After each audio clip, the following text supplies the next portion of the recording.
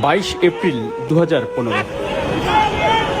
আজ থেকে ঠিক 10 বছর আগের দৃশ্য।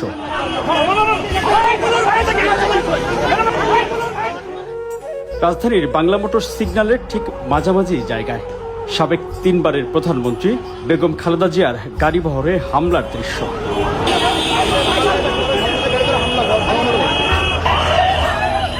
সে সময় ঢাকা সিটি কর্পোরেশন নির্বাচনের প্রচারণায় পরপর 3 দিন রাজধানী ঢাকার বুকে প্রকাশ্যে সাবেক প্রধানমন্ত্রীর গাড়িতে সরাসরি হামলা চালায় তখনকার ক্ষমতাসীন দল আওয়ামী লীগের নেতাকর্মীরা।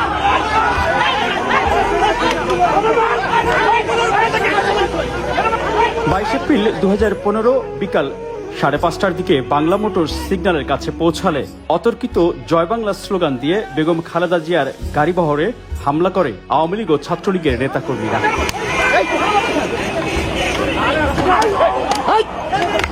এ সময় বেগম জিয়ার গাড়িটি সিগন্যাল পার হলেও পেছনে তার নিরাপত্তার দায়িত্বে থাকা সিএসএফের এক সদস্য হামলার শিকার ও মারাত্মক আহত হন। তখন হামলাকারী একজনের কোমরে আগ্নেয়াস্ত্র দেখা যায়।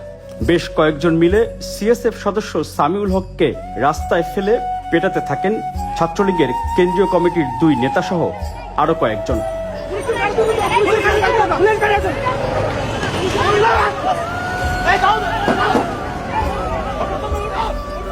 এ সময় বাংলা মোটরে দায়িত্ব পালন করা এক ট্রাফিক পুলিশ কর্মকর্তা সিএসএফ সদস্যকে রক্ষায় এগিয়ে আসেন।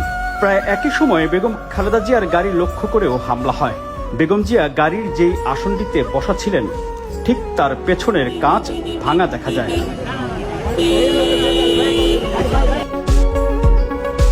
এ সময় বেগম খালেদা জিয়ার সাথে থাকা ছাত্রদলের সাবেক সভাপতি রাজীব আহসান হামলাকারী ছাত্রলীগের নেতাকর্মীদের প্রতিরোধের চেষ্টা করেন।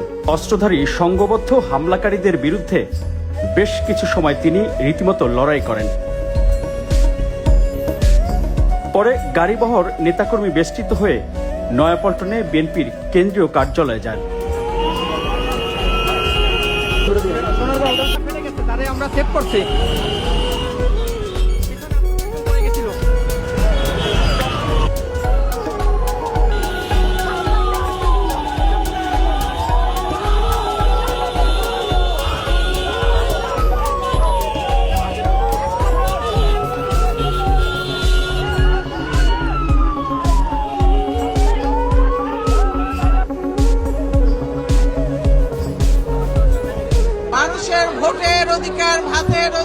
এর একদিন আগে 20 এপ্রিল 2015 কারণ বাজারে মেয়র প্রার্থী তাবিদ আওয়ালের পক্ষে নির্বাচনী প্রচারণায় অংশ নেন বেগম খালেদা জিয়া।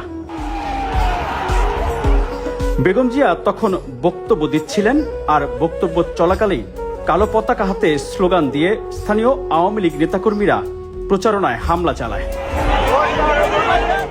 এ সময় বেগম জিয়ার ব্যক্তিগত নিরাপত্তা কর্মী সিএসএফ সদস্যরা হামলাকারীদের বাধা দেওয়ার চেষ্টা করেও ব্যর্থ হন। তখন বেগম খালেদা জিয়াকে নিরাপত্তার দায়িত্বে থাকা সদস্যরা গাড়ির ভিতরে নিয়ে যান।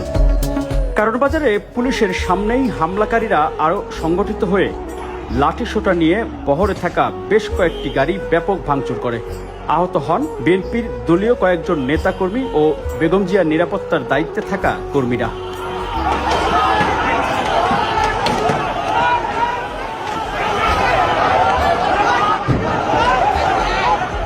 প্রায় আধ ঘন্টা ধরে হামলা চালানো হয় বেগম জিয়ার গাড়িবহরে। বড় বড় ইট পড়ছে আর কি, আর গুলি এসে লাগছে ম্যাডামের গ্লাসটার মধ্যে। আমি দৌড়ে যেতে যেতে গাড়িটা একটু আগায় গেছে, তখন বড় একটা ইট এসে মাথায় না করে আমার পিঠে পড়ছে। আমরা তো এখন প্রথম হচ্ছে কি আগে দেখতেছি যে কারা কারা আছে, গ্যাদারিং করতেছেন, অন্য কেউ লাঠি হাতে এরকম কেউ আছে কিনা সেটা শনাক্ত করতেছি।